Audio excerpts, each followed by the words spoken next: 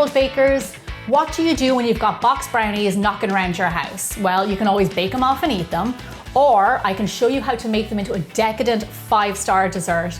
We are going to make a brownie bread and butter pudding, but the thing about it is there's no bread, it's all just brownies. It's insane.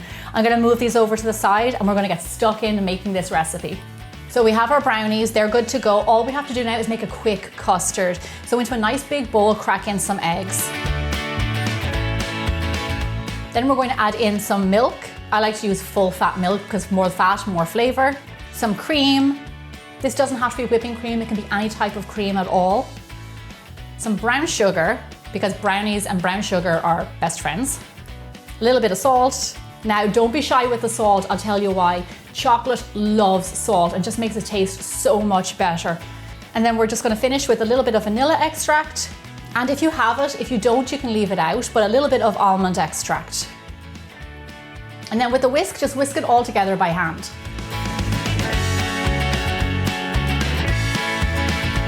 There you go, it's nice and smooth. All you have to do is just combine everything together. So let's talk brownies. You can use box brownies, however, you can use my best ever brownie recipe or any kind of brownie recipe that you like. Whatever your preference is, use that.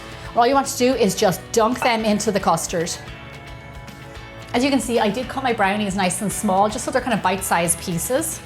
And then next, just for another layer of chocolate, because we've come this far, so why not? I'm going to add in some chopped bittersweet chocolate. You can also use a milk chocolate, whatever you like. And then with a spatula, just gently kind of stir the brownie mix into your custard. What we don't want to do is here, we don't want to break up the brownies, otherwise this whole mix will turn to mush. We just want to kind of make sure all the brownies getting soaked. Give it a little bit of a push down with your spatula until every guy is covered. Everybody's good to go. Now here's what I love to do with any bread pudding. I'm going to leave this at room temperature for around 30 minutes. You can leave it for longer if you want and let all those brownies soak up that custard. It just makes for a way better dessert at the end. And then it'll be ready to bake it off.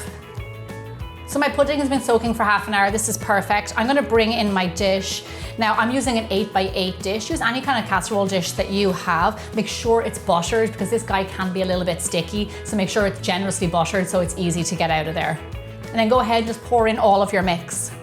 Now I use brownies here. However, if you've got chocolate cake in your freezer, maybe you want to use that up, that will work really well. Angel food cake, vanilla cake. You can get really creative here. Look at that, we already have our dessert ready. The longest part of it was actually waiting for the custard to soak. So we're gonna pop this guy right now into a nice hot oven. Bake at 350 degrees Fahrenheit or 180 degrees Celsius for roughly 40 to 45 minutes.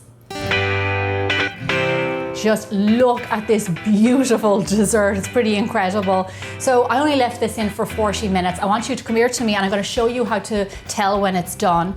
So as you can see, it's a little bit firmer around the edges, but in the middle, you still want that jiggle. You want it to be soft in the middle. It doesn't mean it's undercooked. It doesn't mean it needs more time. I'll tell you why. Once this rests and sits, it will actually set up even firmer. So you want that jiggle in the middle to make sure that your pudding is nice and soft. This is gorgeous. So as you can see, a dessert like this really doesn't need a whole lot of zhuzhing up. So I'm just gonna put some fresh berries on top, just to give it a nice pop of color, also to have them with the pudding, because berries and chocolate and cream, forget about it, it's delicious. Gorgeous.